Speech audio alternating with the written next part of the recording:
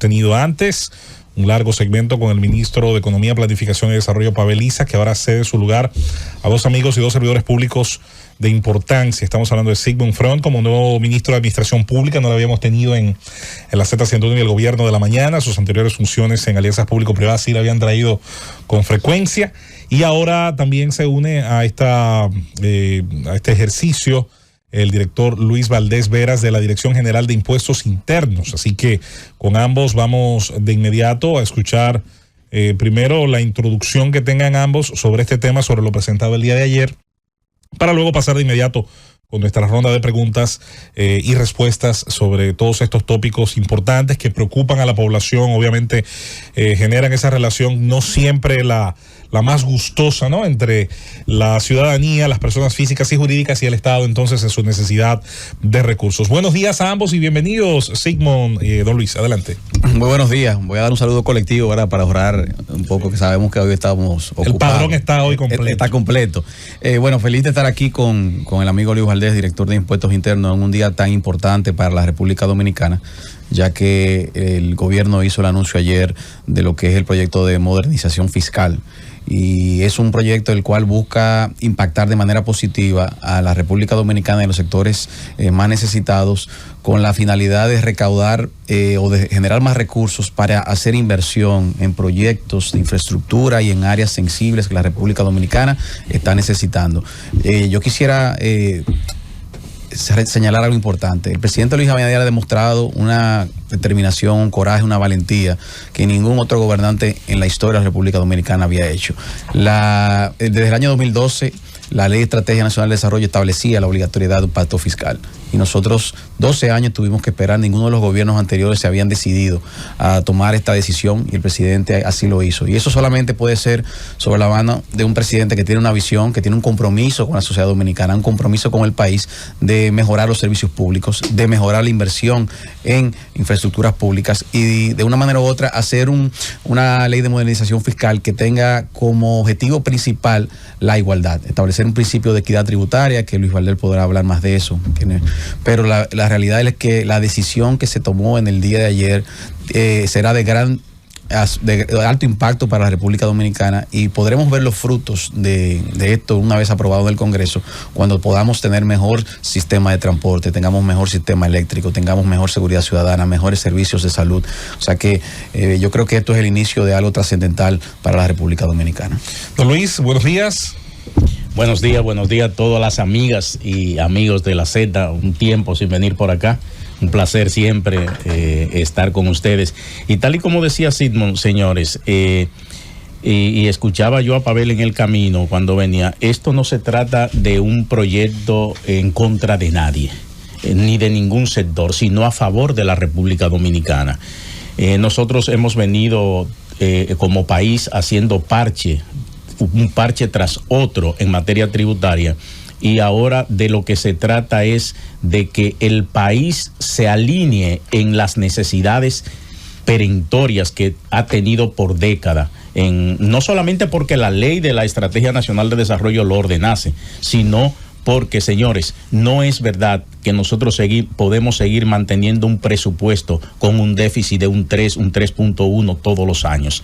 Es imposible mantener esto solamente con financiamiento. Estamos diciendo que con este proyecto de ley de modernización fiscal vamos a resolver el 3.1% del déficit. No, porque tal y como ustedes escucharon a Pavel, esto persigue el 1.5, pero indudablemente que nosotros vamos a poder tener para la población un aliciente. Cuando nosotros, por ejemplo, y son los ejes principales, los 4 ejes principales que describía el ministro de Hacienda ayer, ¿dónde serán invertidos los recursos que provengan de esta modernización fiscal? Primero, la parte social. La parte social como una compensación a lo que será la inclusión de productos dentro de la canasta básica en el ITEVIS. Segundo, la inversión. ¿Dónde serán destinados, señores? Yo tengo, por ejemplo, una persona que trabaja con nosotros que vive en Santo Domingo Este, y ayer no pudo llegar a tiempo porque el tapón era de 2 horas y 20 minutos. 2 horas y 20 minutos. Imagínense cuando nosotros descongestionemos de ese trayecto, por ejemplo, de Santo Domingo, del Distrito Nacional hacia el aeropuerto, en una primera etapa hacia la Charles de Gaulle, en un transporte masivo. Cuando nosotros podamos lograr que se cruce la ciudad de Santo Domingo de un lugar a otro mediante un sistema de transporte masivo. Yo siempre me gusta mucho una frase que usa Jochi Vicente, de algo que dijo, primero lo dijo una señora y luego lo repitió mucho Petro cuando era alcalde en Colombia, de que en Bogotá, que el mejor sistema de un país no es cuando los pobres andan en carro, sino cuando los ricos andan en transporte masivo. Entonces, hacia allá es donde nosotros estamos tratando de ir. Sería una irresponsabilidad del gobierno de Luis Abinader seguir igual que como lo han hecho los demás gobiernos, de no afrontar esta necesidad que tiene el Estado Dominicano de sincerizar un poco. Vuelvo y repito un poco, porque mañana me van a decir, por ejemplo, mira, pero se hizo la reforma, se hizo el proyecto de modernización fiscal y sin embargo sigue el presupuesto siendo deficitario. No vamos a cubrir el 100% del déficit del presupuesto, pero sí por lo menos el 50%. Don Luis, ¿qué le respondería usted a quienes creemos, me incluyo, que la primera ofensiva tenía que hacerse, sobre todo aquello que la ineficiencia en el cobro de los tributos que ya la ley marca, que ya la ley contenía, que ya estaba ahí y que por diversas razones, sean exenciones, privilegios o la incapacidad de llevar a la formalidad a ciertos actores? Hubo economistas que propusieron generar retención intermedia, aumentar 4 o 5 puntos recaudando mejor mucho antes de tocar nuevas figuras impositivas. ¿Qué respuesta usted nos daría a quienes entendíamos que primero tendría que ir por allí la ofensiva del Estado? Bueno, yo debo decirte que en ese aspecto, la Dirección General de Impuestos Internos, en los 4 años que recién finalizaron del primer gobierno del presidente Luis Abinader, nosotros tuvimos una eficiencia recaudatoria. Fíjense, por ejemplo, tuvimos, y hablábamos fuera del aire aquí, de las leyes de amnistía. Nosotros tuvimos 2 leyes de amnistía en los pasados 4 años.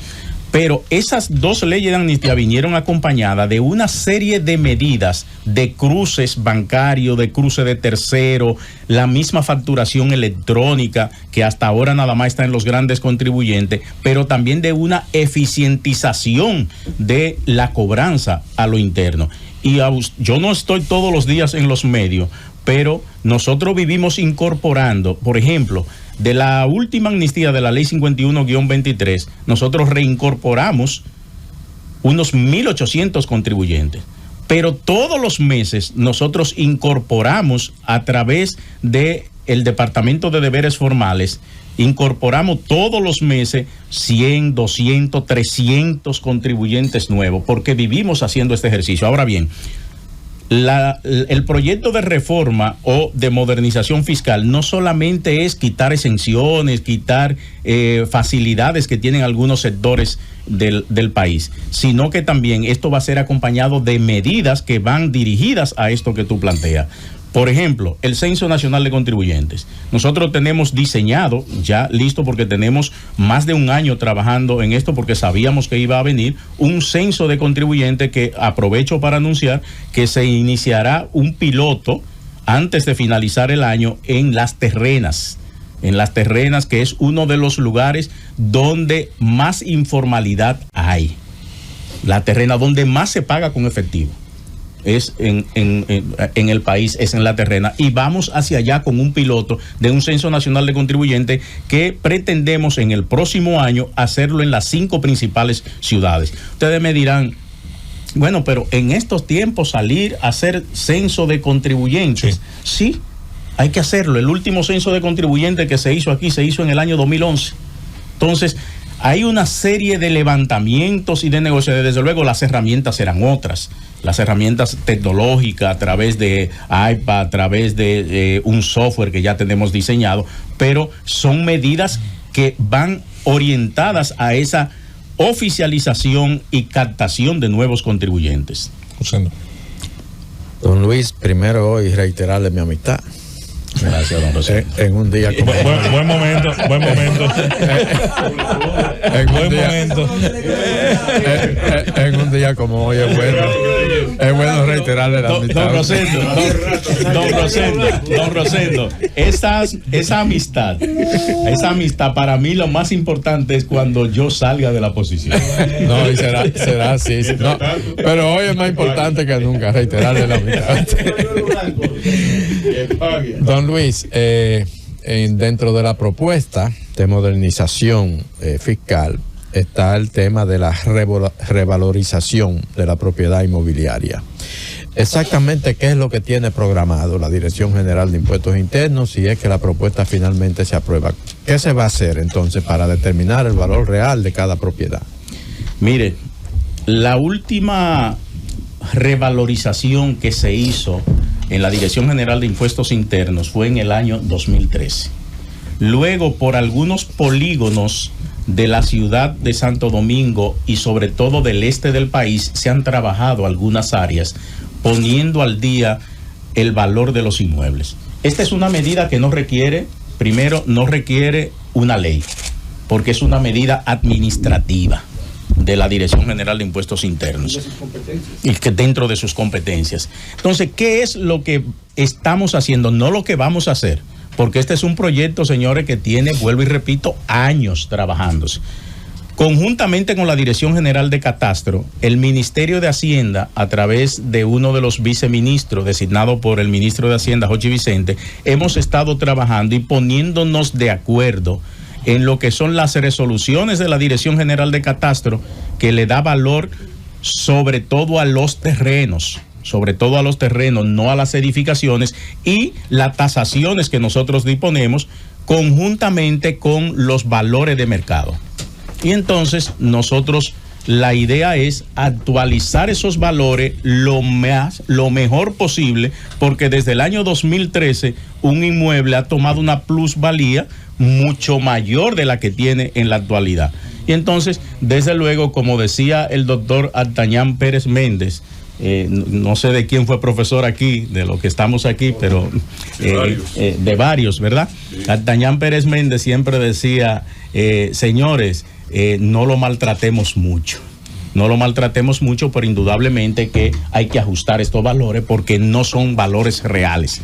No son valores reales. Aquí hay, por ejemplo, apartamentos en Santo Domingo que para la DGI están, por ejemplo, o para Catastro, están en 5 millones de pesos. Y si tú lo vas a comprar hoy, te cuestan 30 millones de pesos. Te cuestan 30 millones de pesos. Entonces, en eso estamos trabajando. Vuelvo y repito, no va a ser una medida irracional, valores irracionales, sino lo más ajustado posible a la realidad y a la disponibilidad. Yo quiero decir, no hay un sector, no hay un contribuyente, incluyéndome a mí que pago IPI, que me digan, mira, ¿tú quieres que te aumente? No, yo le voy a decir que no. Como ciudadano y como contribuyente, yo le voy a decir que no, porque a mí, por ejemplo, de 100,000 y pico de pesos que pago actualmente, quizá me llegue casi a los 200, ¿verdad? Entonces, a nadie le gusta esto, señores, pero el país no puede seguir manejándose bajo el sistema que tienen en estos momentos. Mire, yo le voy a preguntar a usted de eficiencia recaudatoria. Yo sé que usted no es órgano de política, eso es la Dirección de Legislación Política Tributaria. Por cierto, ya Runo está ahí, ¿verdad? Pero yo sé que a usted una gran profesional. Claro que sí. Yo sé que usted sí lo consultaron en este diseño de esta política, pero me preocupa que el último estudio que nosotros vimos de eficiencia recaudatoria, el ITEVI, que es, ¿cómo que se va a llamar ahora el ITEVI? El IVA, que es para mí la parte magra de esta reforma. Nosotros estábamos dentro de los países más ineficientes, 34 centavos de cada peso fue lo que vimos. ¿Cuáles son los planes realmente para aumentar la política de recaudación a través de la Dirección General de Impuestos Internos para el ITEVI? Los otros yo no quiero ni hablar de eso, imagínense. Pero el ITEVI es importante y ese es muy progresivo, o sea que nos interesa que se pueda cobrar bien. Sí, usted se refiere al informe ISORA, desde luego, de que le da al país una de las tasas de efectividad de cobranza en el ITEVI más baja de la región, y esto es así. Y más alta en el de la renta, que la gente cree que no. No, pero también está baja. No, también 63 es baja. También es baja. En impuestos sobre la renta también es baja. Ahora bien, ¿cuál es? Para nosotros aumentar la capacidad recaudatoria del ITEVI, tiene que haber una decisión del gobierno, no de la DGI, sino del gobierno, como ha sucedido en este momento, que hay una decisión del Estado. Una decisión del Estado de incluir una serie de productos y servicios que no estaban grabados. Una serie de productos y servicios que no estaban grabados y que ahora entran dentro de este gravamen del ITEVI. Indudablemente, señores, que nosotros, como decía ahorita, hemos ido incorporando también muchos sectores y muchos contribuyentes que a través de los cruces, porque a veces, por ejemplo, cuando usted me declara una factura que le prestó un servicio a Rosendo, por ejemplo, le prestó un servicio a Rosendo y Rosendo no me la declara, pero yo la veo a través de usted. Sí. Y nosotros hemos ido incorporando muchos servicios. Indudablemente que la decisión del Estado ahora de incluir todo esto va a reducir la brecha de informalidad, no solamente dentro del ITEVI, sino también dentro del impuesto sobre la renta, porque nos sirve como base. Y otro tema es que estamos trabajando con Microsoft, lo que tiene que ver con el procesamiento de los datos que estamos recibiendo a través no solo del 606, 607, sino a través de la facturación electrónica. Con Microsoft estamos trabajando. Usted lo entendió, pero es bueno que lo sepan, eso. Con esa facturación ahí sí es verdad que va a ser difícil ocultarla. Bueno, pero es que... Estoy de acuerdo con pero eso. Es que mire, yo le voy a decir una cosa. Nosotros no podemos seguir de espalda al mundo. Estoy de acuerdo. Nosotros no podemos seguir de espalda al mundo, señores. Salí de los chinos, ¿no? A ver si salimos de No, de todo el mundo. De todo el mundo, porque a mí me hablan. Miren, cuando el ministro de Hacienda dice, sin importar la nacionalidad, sin importar. Ustedes escucharon esto ayer del ministro de Hacienda, ¿verdad?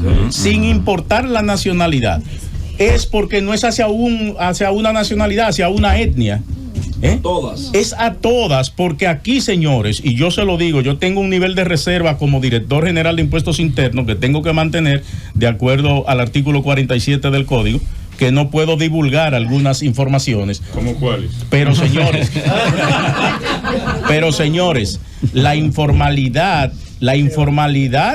y otros aspectos no es solamente de los orientales. En ese tren se montan muchos dominicanos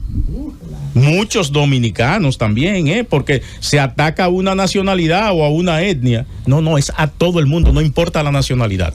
Ministro de Administración Pública, Sigmund Freund, todos tenemos que aportar. Se habla del pacto ideal ayer presentado. Yo quiero saber cuándo va a aportar el gobierno en recortes ahí, en esta.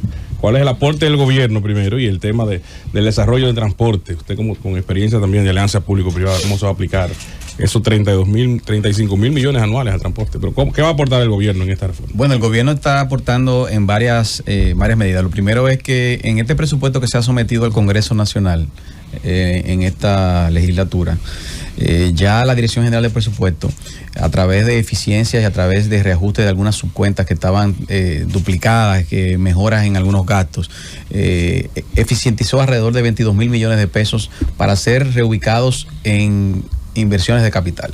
Pero en adición también a esto, el presidente anunció hace 3 semanas lo que es la racionalización de la administración pública, el cual tiene ya un valor estimado de alrededor de 27 mil millones de pesos en lo que serán las reducciones en costos y en gastos que nosotros vamos a lograr a través de esa racionalización, con la fusión de mínimo 3 ministerios, 7 instituciones adicionales que serán impactadas y la eliminación total de 8 o 9 de instituciones que tienen ya años, que no tienen ningún tipo de sentido su esencia. Así es, muy buenos días, bienvenido, saludos. Entonces, de igual manera, dentro de las disposiciones que anunció el gobierno, se anunció algunas medidas de contención del gasto que van dirigidas a todo lo que tiene que ver con el mejor uso de los fondos públicos, como por ejemplo la reducción en temas de publicidad, la prohibición de compra de vehículos que no sean utilitarios, el tema de los viajes del exterior de los funcionarios, de igual manera sí otras disposiciones de tipo administrativa, como el congelamiento de la nómina pública, que es una medida importante que se ha dictado, y es que nosotros vamos a congelar la nómina pública solamente permitiendo nuevos ingresos para algunas áreas sensibles como educación, salud y todo lo que tenga que ver con ese tipo de servicios públicos. O sea que el gobierno ya ha anunciado y se está comprometiendo con lo que son los sacrificios por parte del gobierno en esta ley de modernización fiscal.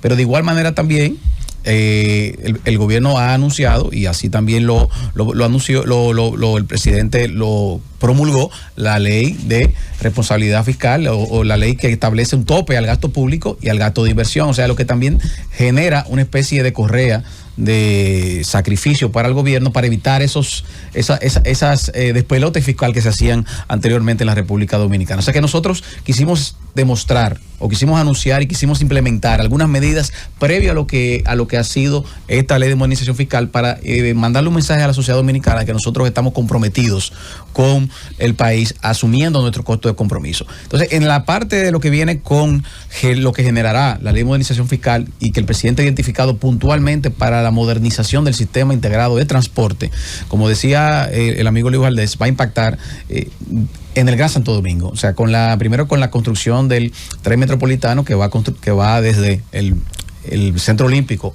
en una primera fase hasta Charles de Gaulle y la segunda fase hasta el aeropuerto de las Américas, estaría impactando más de 200,000 de personas que que estarían moviéndose diario por ese sistema, reduciendo el costo y reduciendo el tiempo de cerca de 2 horas y media a 30 minutos. Pero de igual manera también está incluido el teleférico de Santo Domingo Oeste. También estará lo que es el tranvía o el tren que va hasta San Cristóbal, así como el tranvía de la avenida Winston Churchill. Estamos hablando de 5 modelos o 5 programas importantes de impacto en el transporte público que van a generar beneficio para todo el Gran Santo Domingo, que esto se viene a sumar a lo que ya se ha venido haciendo en Santiago con el tranvía de Santiago o el monorriel de Santiago, así como también el teleférico de esa ciudad. Sigmund Freud, querido hermano y amigo, qué bueno que hay esos planes para poder mitigar lo que es el impacto de esta reforma fiscal. Sin embargo, hay algunos puntos que la reforma trae que evidentemente son coherentes, como decía un amigo mío, director de impuestos internos, que es que se están eliminando las exenciones. Una de ellas es lo que plantea la ley 189.11 para el desarrollo del mercado hipotecario y fideicomiso. Hemos visto que el fideicomiso pues va a pagar la tributación correspondiente fuera de la exención de un 10% al 27%.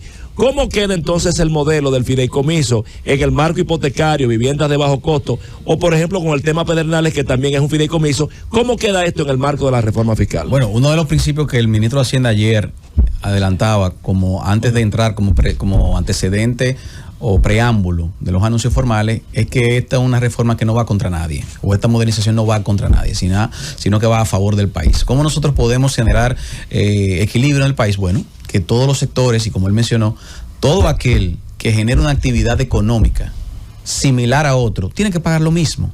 Porque esa diferencia entre contribuyentes, cuando tú te ganas 100 pesos y el otro se gana 100 pesos, ¿por qué tú pagas 27 y otro paga 10?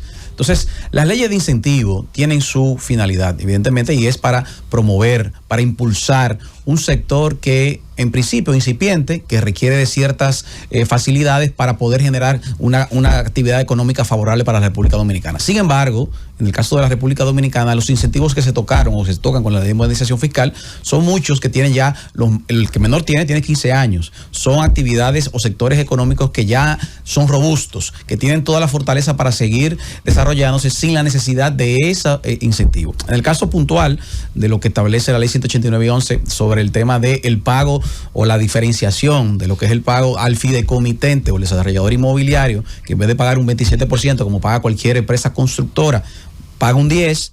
Eso era en aquel momento, tenía la finalidad de promover la figura del fideicomiso para generar mayor confianza en el sector inmobiliario, para que los usuarios también, o los que adquirientes, pudieran exigir el uso de esa figura, porque eso da una seguridad jurídica y una garantía a los compradores, porque pasaba todo a través de una fiduciaria, quien es el control y el fiscalizador de todos esos pagos y evidentemente de la inversión. Ahora, 15 años después de la promulgación de esa ley, se ha entendido que logró su efecto y que la misma en algunos casos se ha desvirtuado, por lo cual se requiere de que todo aquel desarrollador inmobiliario tenga el mismo tratamiento fiscal. Aquí esto no va a impactar, y el director de Impuestos Internos podrá abundar un poquito más en ese sentido, en lo que son los incentivos a la vivienda de bajo costo, que tendrán todo lo que es relativo al Bonitevis, a todos esos créditos fiscales que la Dirección de Impuestos Internos lo otorga para el usuario, que vaya en beneficio del adquiriente. Es el promotor el que va a pagar más. El promotor tendrá que pagar lo que tiene que pagar, lo que paga cualquier constructor en el área inmobiliaria. Un fondo de inversión. Ya no le va a ser gracioso hacer un fideicomiso. Bueno, sí, todavía tiene gracioso, no menos gracioso, pero seguirá siendo atractivo. Hay una pregunta breve, pero sí la inquietud de una clase media que dice, bueno, me van a comenzar a grabar las plataformas de streaming, Netflix y demás, me van a comenzar a grabar las importaciones de minimis, de las compras en menores de $200, la revalorización de los inmuebles, que es un tema que va a impactar muchas personas que actualmente no están pagando ese impuesto del IPI, y otros elementos más que hacen ver que carga mucho a la clase media. Entonces, por otro lado, evasión fiscal, que ya Susana señalaba. Efectivamente, ¿se ha pensado esta reforma? Si efectivamente se van a disponer mecanismos de redistribución que no solamente impacten como los que se han anunciado a la clase pobre, sino que de alguna manera también incentiven a esa clase media. Eso es al licenciado Luis Valdés y al licenciado y doctor y amigo Sigmund Freud, aunque está pendiente de un programa especial con nosotros. Tengo una curiosidad con la creación de la categoría de secretario de Estado, que había desaparecido de nuestro ordenamiento, y que me da la curiosidad porque quizá surja también y se aplique a otros conceptos en los megaministerios que se han de crear. Si esa es la realidad, de que esa secretaría que se ha de crear de administrativa de la presidencia es un indicio del nuevo modelo que ha de implementarse en estos dos megaministerios para facilitar su organización por tantas competencias que maneja. Mira, yo escuchaba a Khalil y yo sabía que si Khalil no hacía esa pregunta, no salíamos de aquí, si no se refería a la ley 189-11. Mira, Khalil, yo quiero volver un poquito sobre este tema. Para la DGI esto no va a ser fácil, porque manejar todos estos sistemas, adaptar todo nuestro sistema, parametrizarlo a estas nuevas vertientes, es mucho el trabajo que nosotros tenemos. Por eso quiero aprovechar para decirle a los que visitan el portal de transparencia que nosotros debemos de subir. En la DGI se va a dar un aumento de nómina, para que lo vean desde ahora, lo que me vayan a atacar por esto, sí, porque, claro, porque, óyeme, es un trabajo mucho más grande lo que va a tener la concedida esa autorización, está concedida. No, ya está hablado con el presidente también este tema. Está hablado con el presidente, pero indudablemente que, y lo digo desde ahora. Cualquiera cree que es un chiste, pero es verdad. Él lo habló. Sí. Preparémonos que lo habló. Claro. Usted que los compañeros, los primeros que empiezan a fuertear, tienen a Carlos Pimentel ahí. Bueno, eso. Los que hacen el trabajo, entonces de adentro del gobierno empiezan a darle canto. Sí, eso es así, pero mira, Khalil, esto, perdón, me refiero, no, Susana, me refiero a la pregunta, a la primera pregunta que le hizo Khalil a Sigmund.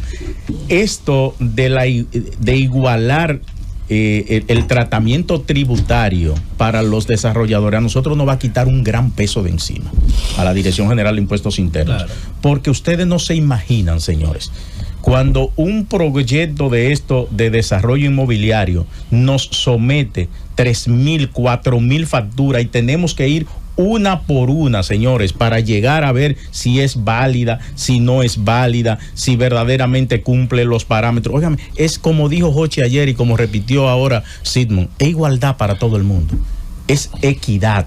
El principio de equidad que está consagrado en la Constitución y que Oki tanto, yo le digo Oki, yo no sé cómo lo dicen ustedes. La realeza de la Z. Aquí es el gran conde. El gran conde, bueno, pero para mí es Oki. Así es.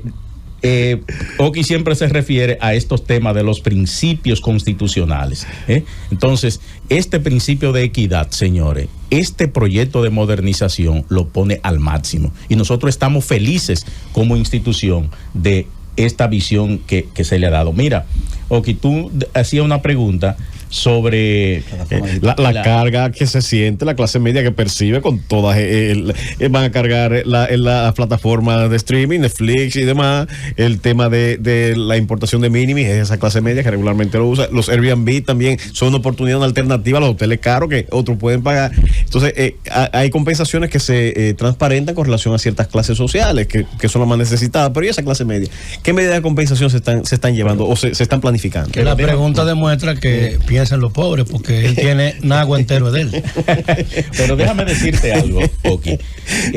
Yo no estoy para hablar a favor ni en contra de ningún contribuyente. Ahora bien, ¿ustedes algunos usan la plataforma de Altiz o de Claro para compra de películas? No. Ninguno se la usa. Yo no tengo problema, no la usan. Ni la tengo ni la Pero cuando tú compras una película a una de esta plataforma proveedora dentro del Estado de la República Dominicana, tú pagas tu 18%. Y Claro TV paga el 18%. Claro TV paga su 18%. Claro. Y entonces, ¿por qué razón las prestadoras que tenemos dentro del país y nos tienen que pagar ese ITEVIS y las que están fuera del país que prestan servicio dentro del territorio nacional no lo deben pagar? Señores, equidad. Equidad es que todo el mundo sea medido por la misma vara. Todo el mundo. Con relación a Airbnb, ¿cuánto recibe el Estado dominicano ahora mismo por el negocio de Airbnb? Cero. Y Booking, que valga la publicidad también. Sí, pero me refiero de manera directa, porque luego todos los aspectos de fabricación, consumo y habilitación lo pagan. O sea pero desde luego, pero esos son otros aspectos que también lo pagan los desarrolladores hoteleros en el país, porque los desarrolladores hoteleros pagan sus impuestos. Y sus exenciones también, que Airbnb no las tiene. Sí, pero ahora se están eliminando. Ahora se están eliminando. Entonces, ya el juego está 20-1 en el noveno. Entonces, sí, pero yo siempre digo, y esto se lo repito a los contribuyentes cuando van a visitarme, por ejemplo, y me dicen, porque todos los sectores, o una gran parte de los sectores, 12 o 13 sectores nacionales han ido a visitarme en este proceso que Jochi ha estado manejando, pero van a la DGI también, donde uno. Además, más fácil con usted, siga ahí, se ríe más. Para no ponerme los guantes. Van donde uno y yo les digo, mire, pero usted ha disfrutado de unos beneficios durante 10, durante 15, durante 20, nada es para siempre. No mire que se lo van a quitar, mire que usted tiene 10 años beneficiándose de algo y dele gracias a Dios que lo logró. Dele gracias a Dios que logró durante 10 años beneficiarse de esto, y entonces a partir de aquí usted ya va a estar igual que como están los demás. Por ejemplo, el tema de Proindustria, que es un tema que tú, Oki, también de alguna forma está ligado. Señores, ¿usted sabe cuál es el promedio? 54 empresas con un promedio de beneficio de 850 millones de pesos al año. Y sin embargo, el promedio de exención es 300 millones de pesos. Una empresa que se gane 850 millones de pesos al año necesita una exención. No necesita. Entonces, señores, de eso se trata. Pero es así que hay que decirlo, doctor. Claro, la gente no lo sabe. por eso es que yo no voy a los medios de comunicación, porque yo hablo claro. No, por eso es. Yo hablo claro. Por lo contrario, tiene que venir. Debe de ir más. Un ejemplo de ese tipo de empresa.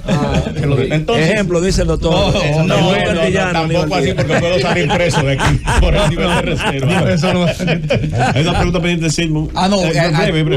Ok, esa pregunta es rápido. No, la figura del secretariado. La figura del secretariado no se contempla para las demás instituciones que estamos creando. Se ha creado el secretariado administrativo porque entendemos que el presidente de la República, el cual esa figura va a depender, requiere de ese concepto, como darle un elemento también particular, como existe en otras partes de Latinoamérica, que existe un secretario de la presidencia. Este es el caso. Hay un ministerio de la presidencia que es el jefe de los ministros, que no tiene absolutamente que ver con lo que es el funcionamiento a diario del presidente de la República. En este caso se le está dando esa connotación o esa determinación para esos fines. O sea, que no se va a transportar a los demás. Pero yo quiero volver aquí sobre la pregunta tuya, porque miren, yo quiero que quede bien en la mente del dominicano, no solamente en ustedes que estamos en esta mesa, sino en los que nos escuchan, que es la mayoría. de que esto no se trata de una imposición. El gobierno ha hecho su propuesta. El gobierno ha hecho su propuesta y no se trata de que el PRM tenga una mayoría en el Congreso Nacional. Vamos a discutirlo. Vamos a discutirlo. Yo lo que sí les digo es que la visión y la responsabilidad del presidente Luis Abinader, que ha dicho que primero constitucionalmente no puede reelegirse, constitucionalmente, pero que no intentará como otros. Y dentro de eso me inscribo yo también, que me voy de la DGI, no sé si mañana o cuándo, pero que no paso en el servicio público más del gobierno de Luis Abinader. No es tan categórico. No, categóricamente, tú lo sabes, que se lo he dicho a todos en el partido y en todas partes. Hay otro compañero del partido que después te necesite. No, yo no paso de... Hay un amigo que lo sacrificio es muy grande. El sacrificio es muy grande. Entonces, Oki, esta decisión del gobierno es una decisión que tratamos de que se discuta y que todo, pero es de responsabilidad de Estado, una responsabilidad que hemos ido postergando durante muchos años. Vamos a aprovechar este momento, mientras concluimos esta ronda de preguntas, para una breve pausa. Venimos con más este Gobierno de la Mañana, programa especial, hoy conociendo junto al ministro de Economía, Planificación y Desarrollo, Pavel Issa, junto al ministro de Administración Pública, Sigmund Freon, y junto al director de la Dirección General de Impuestos Internos, Luis Valdés, todos los aspectos de esta propuesta de modernización fiscal que el día de ayer inició su socialización para los dominicanos, para los que tendremos obviamente que cumplir y pagar los impuestos que, como decía Benjamin Franklin, son junto a la muerte de la única cosa que no podemos escapar. Pausamos y volvemos. Llévatelo, Cundo.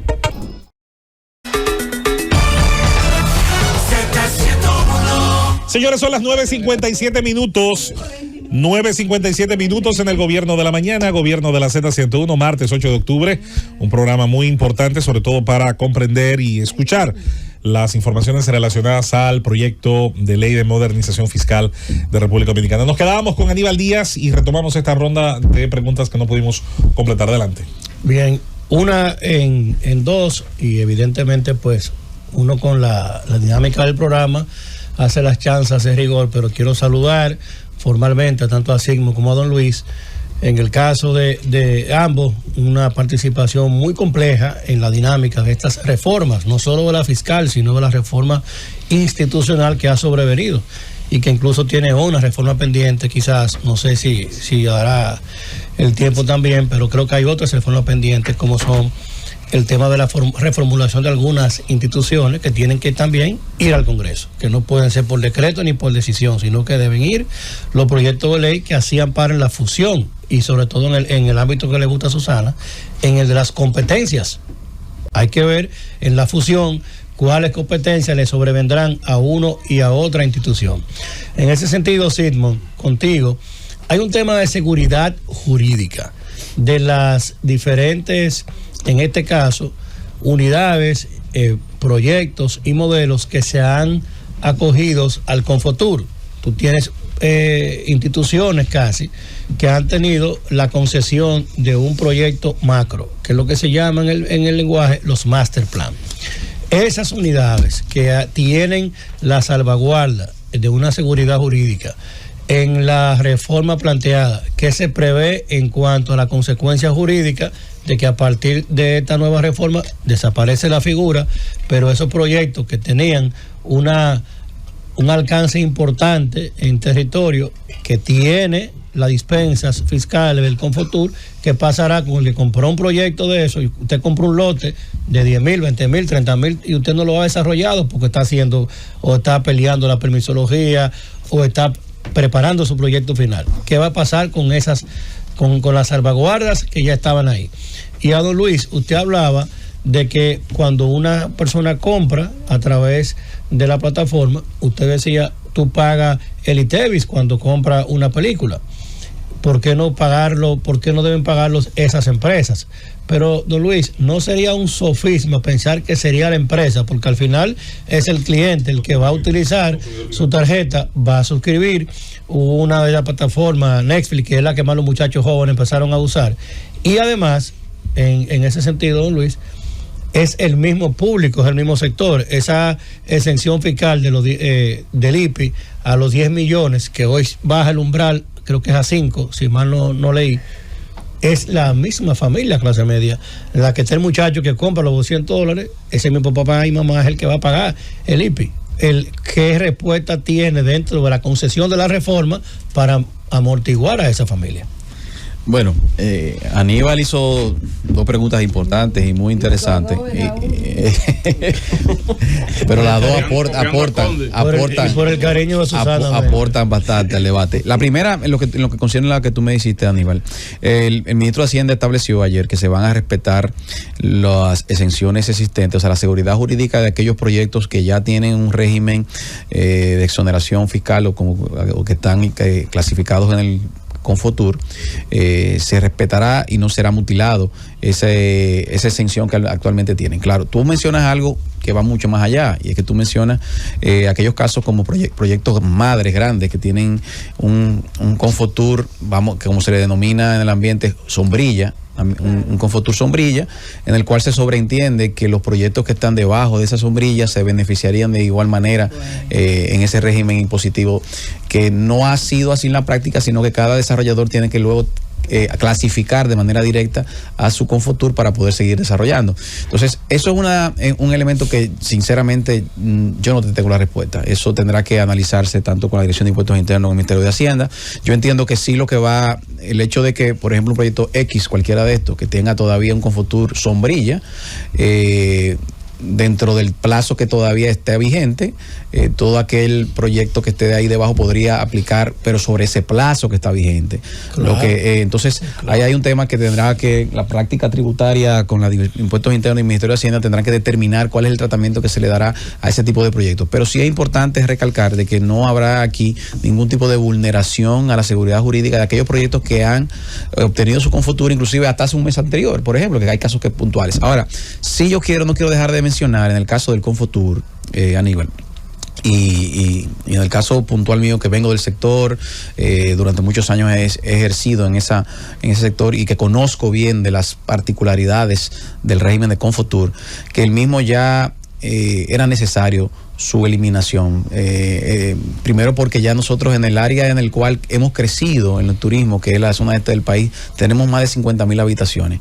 Ya es un sector fuerte, robusto, que no requiere que mantengamos esas exenciones. Pero de igual manera, el Confotur, por algunas alteraciones que se le hicieron a la ley, también se fue desnaturalizando y se fueron incluyendo una serie de proyectos y productos que no eran el fin o el objetivo de la ley 158-01. Entonces, territorios de igual manera, porque recordemos también que el Confotur fue creado para promover destinos turísticos incipientes o polos nuevos, como es el caso, que debo decirlo, de Pedernales, que sí mantendrá una exención, porque nosotros tenemos una exención fiscal particular, y eso es un área que requiere realmente un incentivo para poder llamar a los inversionistas que vayan entonces ahora. Entonces, las áreas que están ya robustas, que son fortalecidas, no requieren esas exenciones que, como decía también ahorita Luis Valdés y Khalil también afirmó, son bastante rentables, muy rentables, por lo cual ya una exención no tiene ningún tipo de sentido.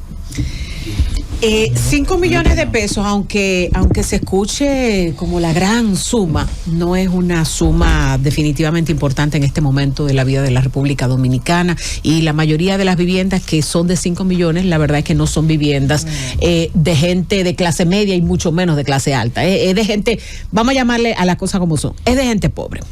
Entonces, me preocupa, tanto Luis como Sigmund, me preocupa que aquí se pueda cambiar la cultura del tema de la vivienda, que para los dominicanos es fundamental. ¿Por qué? Porque conozco mucha gente de clase media que ha optado por alquilar viviendas para evitarse todo el tema del IPI, todo el tema de esa carga impositiva que conlleva. Pero han aumentado los proyectos, por ejemplo, de torres, donde la gente lo utiliza para alquilar. ¿Pudieran estas medidas impositivas de alguna manera desmotivar a que la gente compre vivienda y desmotivar también al que alquila vivienda? Porque al final de cuentas también va a tener una carga impositiva importante, y también al de la segunda vivienda, que con los proyectos que se están haciendo en la zona este del país, que no necesariamente responden a los ricos, la clase media ha optado por una segunda vivienda. ¿No podría esto desincentivar una industria en escalada? Mire, yo no tengo una bola de cristal para decir esto es lo que va a suceder. Esto es lo que va a suceder. Ahora bien, yo insisto mucho en el tema de la equidad. Y indudablemente que lo que el ministro presentó ayer, el ministro de Hacienda, es homologar que queden fuera en los valores de los 5.550.000 que está en estos momentos, porque hemos ido indexando todos los años. A partir del año 2022 hemos ido indexando el costo de la vivienda de bajo costo, el precio de la vivienda de bajo costo, y ahora mismo está en 5.550.000 pesos. Entonces, lo que ha tratado el Ministerio de Hacienda es de dejar esto homologado con lo que es la vivienda de bajo costo, dejar fuera de la escala contributiva lo que sería el mismo valor de la vivienda de bajo costo. Sí, pero aclaremos una cosa, Luis, se va a sumar. Si yo tengo una casa aquí en Santo Domingo que cuesta 7 millones de pesos y tengo una casa en Punta Cana que cuesta 10 millones de pesos, todo eso se va a sumar. Así es, como se ha hecho siempre. Siempre se ha hecho así. Siempre se ha hecho así. Para que la gente lo tenga claro, que no es una casa, que no es a cada casa, sino a todo lo que no es individual, sino de manera sumándolo todo, es el patrimonio personal de cada quien, el patrimonio inmobiliario. Yo quiero no dejar pasar por alto, Aníbal ahorita hizo algo que me sucede muy a menudo. A Sidmon le dijo Sidmon y a Luis, Don Luis. Y a Luis, Don Luis. Eso fue por respeto. No, tú sabes que eso hay dos razones. No, eso tiene otra lectura. Muy viejo, una de las dos. No, pero además eso tiene una lectura. Yo soy el legislador que va a recibir el proyecto de ustedes y no lo voy a tratar como amigo, ¿sí o no? Perdón. Se debe a que yo crecí viendo a Don Luis como mujer. No, déjese de eso. Usted aquí, usted está asumiendo también. Yo crecí viendo a Don Luis como un jefe y siempre mi amigo. Gracias, don José Luis. A mí me gustaría que ustedes me ayudaran y le pudieran explicar a la población que está recibiendo un impacto, un bombardeo, de lo malo que es esta reforma, del daño que va a provocar en las distintas clases de la República Dominicana. ¿Cómo ustedes le explican a la gente que no? Que esto va a ser bueno, que no es un asunto, ¿verdad? ¿Cómo ustedes se lo dicen a la gente? ¿Cómo ustedes se lo traducen? ¿Cómo en un lenguaje muy llano, muy sencillo? ¿Ustedes me ayudan con eso? Por favor. Mire, don Fernando, si yo vengo aquí a decirle... Gracias. Si yo vengo aquí a decirle a ustedes, a los radioescucha, lo que nos están oyendo a nosotros, y decirle que esto es bueno, yo estaría hablando mentira. Dígame cuál de las reformas que se hacen en el mundo, no en el país, en el mundo, es buena. Las que bajan impuestos. No la hay. No la hay, señores. No es bueno, desde luego que no. Para mí no es buena, como ciudadano. Ahora, ¿es necesaria? Nosotros tenemos dos caminos. O seguimos pagando nómina y dando los subsidios sociales que se dan ahora y pasamos los 4 años en esto, o nosotros hacemos este proyecto de modernización fiscal y entonces podremos aumentar, tal y como está contemplado, de 1.650 a 2.000 pesos la tarjeta. Nosotros podemos hacer las obras de infraestructura viales que hablaba Sidmon ahorita, que no voy a volver a repetir. Nosotros podemos tener un régimen subsidiado de salud que funcione. Entonces, es muy fácil para los gobiernos de turnos hacernos de la vista gorda y dejar pasar por alto y que todo siga. Hasta que explote. Hasta que explote, señor. ¿Hasta cuándo vamos a poder seguir manteniendo un presupuesto deficitario entre un 3 y un 3.1%? ¿Hasta cuándo podremos seguir con esto, señor? Un día, si nosotros no tomamos esta responsabilidad y lo hacemos ahora, si el presidente Luis Abinader no toma esta decisión ahora, yo no sé lo que pasaría dentro de 4 o 8 años. Lo que está tratando el gobierno de turno ahora, que vuelvo y repito, salimos en el 2028, no como partido nos vamos a mantener, sino como gobierno de Luis Abinader. Cuando nosotros terminemos, lo que estamos tratando es de dejarle las bases a los que vengan, para que no nos llamen irresponsables como le hemos dicho a otros gobiernos que nos han antecedido. Don Luis, que Aníbal todavía tiene una... No, que usted quedó pendiente de responder una pregunta que le hice de la plataforma de la tributación. De las plataformas digitales. Usted dijo de que ese era un gravamen que iba a esas compañías. Yo le preguntaba cómo era el mecanismo de aplicación, toda vez que, desde mi humilde opinión, es un servicio que el que lo estaría pagando sería el usuario. En función de que de la experiencia que uno tiene, cuando uno suscribe o Netflix, una de estas plataformas, es con la tarjeta de uno lo paga y te cobra directamente. ¿Cuál va a ser el mecanismo para que ese tributo lo pague el prestador y no el usuario? Y déjeme agregarle a esa pregunta. Te lo van a cargar igualito. Para aprovechar ahí, que ya plataformas como Airbnb han dicho que están dispuestas al impuesto, pero que no se conviertan ellos en agentes de retención. ¿Cómo se va a manejar eso? Sí, pero primero con lo de Aníbal. Es lo mismo. Sí, ya como quiera agotó su turno, después de mí sigue ahora Susana. Es Adelante. prácticamente lo mismo. Nosotros, ustedes recibieron, en esta semana pasada recibimos a una comisión de Airbnb de la plataforma, nos reunimos con ellos, hemos estado desde el año 2021 reuniéndonos con todas las plataformas digitales, dentro de ellas con Netflix, con Meta, con todas, con X, con todas, representantes. Muchos de ellos vienen al país a reunirse con nosotros solamente y buscar algunas vías. Tal y como tú dices, Rosendo, ellos plantean Airbnb que ellos no quieren convertirse en agentes de retención, sino la propuesta que nos hacen es que nos pasarían la información de los consumidores para que nosotros fiscalicemos a los consumidores. Esa es la propuesta que ellos nos hacen. Ahora bien, nosotros estamos estudiando esa propuesta que ellos nos han hecho, y todavía no tenemos, porque fue reciente ahora, la semana pasada, no sé si yo subí a las redes, esta reunión con Airbnb específicamente, y estamos estudiándola. Yo lo que sí le planteé a ellos de antemano es que a mí me gusta la propuesta de ellos, pero que sean las dos cosas. Que sean agentes de retención y que también nos suministren la data de los usuarios. Bien. Porque nosotros tendríamos Don Luis y Don Sigmund, para que el Don pero lo abarque ya a los se está dos. asustando.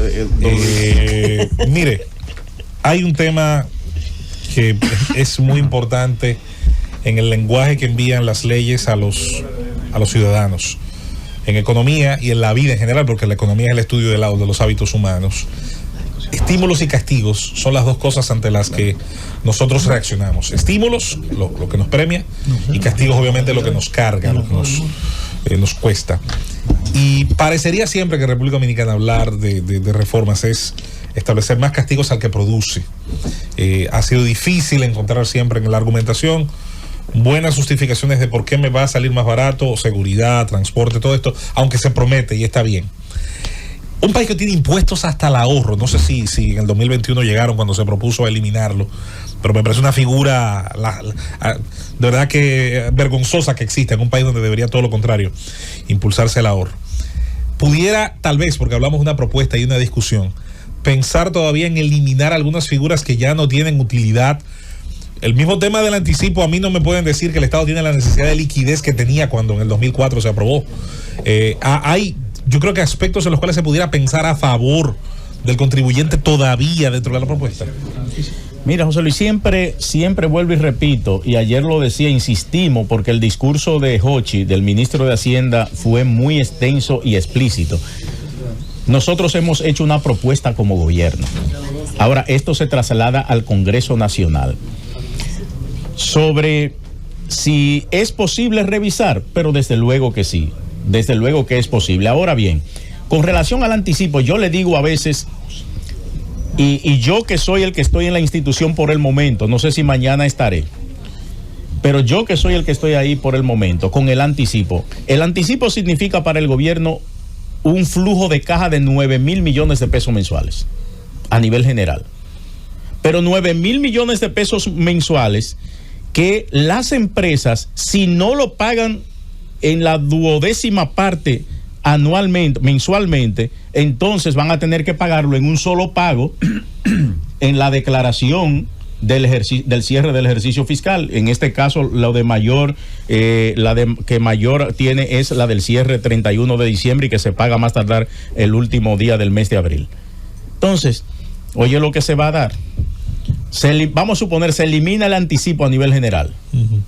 Hay que pagar el impuesto. Pero el impuesto hay que pagarlo. El impuesto se está acumulando ahí. Y tú sabes lo que va a pasar. Tú sabes lo que va a pasar si se elimina el anticipo de manera general. que en abril, entre marzo y abril, nosotros vamos a tener al 90% de los contribuyentes diciendo que no tienen con qué pagar el impuesto. Entonces, esto del anticipo, yo estoy de acuerdo con el tema de la micro, de la pequeña empresa, porque la micro no tiene ese flujo de caja que tienen las grandes. Pero, ojo con esto, no es solamente el flujo de caja de los 9,000 millones del gobierno, sino cómo el contribuyente le hará frente al final de cada ejercicio fiscal para pagar este anticipo. Ok, muy interesante explicación de por qué entonces se debe mantener de alguna manera esta figura. Vamos a una pausa muy corta. Se une a este grupo de lujo que tenemos de Luis Valdés, el director, Dirección General de Impuestos Internos, Sigmund Freund, el ministro de Administración Pública. Se nos va a unir a continuación, cuando vengamos de la pausa, el director de la Dirección General de Aduanas de la República Dominicana, Eduardo Sanz Lobatón. Pausamos y volvemos en este programa especial del Gobierno de la Mañana, Gobierno de la Z. Llévatelo, Cundo.